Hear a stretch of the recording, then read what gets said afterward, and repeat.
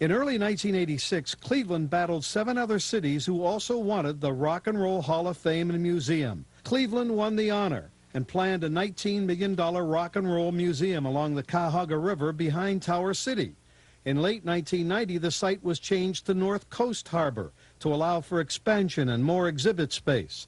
The tower would come off land and be placed in water, thanks to architect I.M. Pei. The cost went to $48 million, with corporate sponsorships to provide half the total cost. We want them to be associated with the world-class association of what the Rock and Roll Hall of Fame is all about. So that it's not like we're going to have a huge number.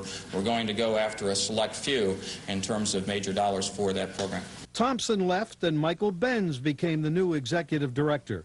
But groundbreaking kept being delayed because corporate sponsorships were proving elusive.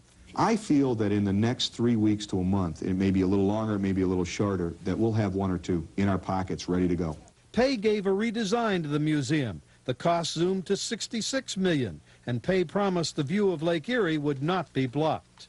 And we feel that because it's a glass tent, and because the inside, it always will be bright, by day and by night, that you'll be able to always see in and see people moving in and out. The design would certainly be a one-of-a-kind.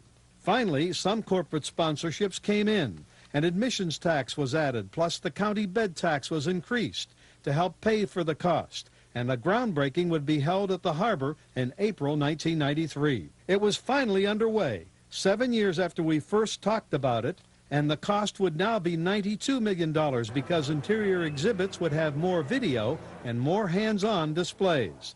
The tent became a reality.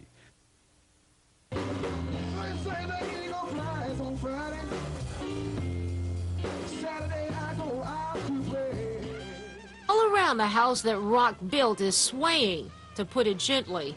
The stars almost line up one after another. You know who this is? Remember Martha Reeves and the Vandellas? Girl, this is fantastic. History is being made, and rock and roll now has a home. It's wonderful.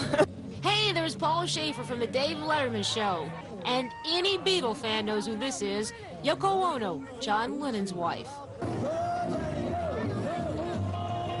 And also on the star lineup is radio personality Casey Kasem. Rock and roll that was supposed to only last a few years and was supposed to be a flash in the pan, but here it is 40 years later, and on the birthday of rock and roll we have this wonderful museum. Remember these two guys? Carl Gardner with the Coasters and Bill Pigmy, one of the Drifters.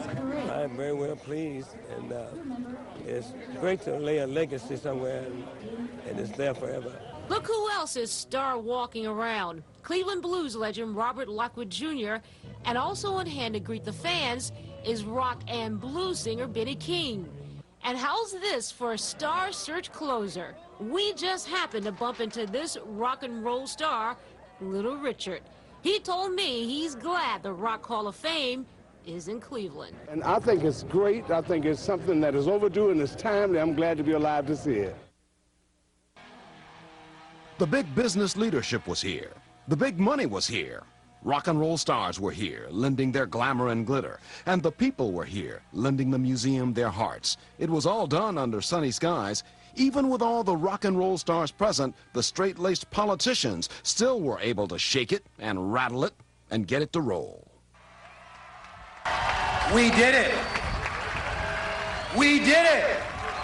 Tell the world, we did it. The heart of rock and roll is beaten in Cleveland.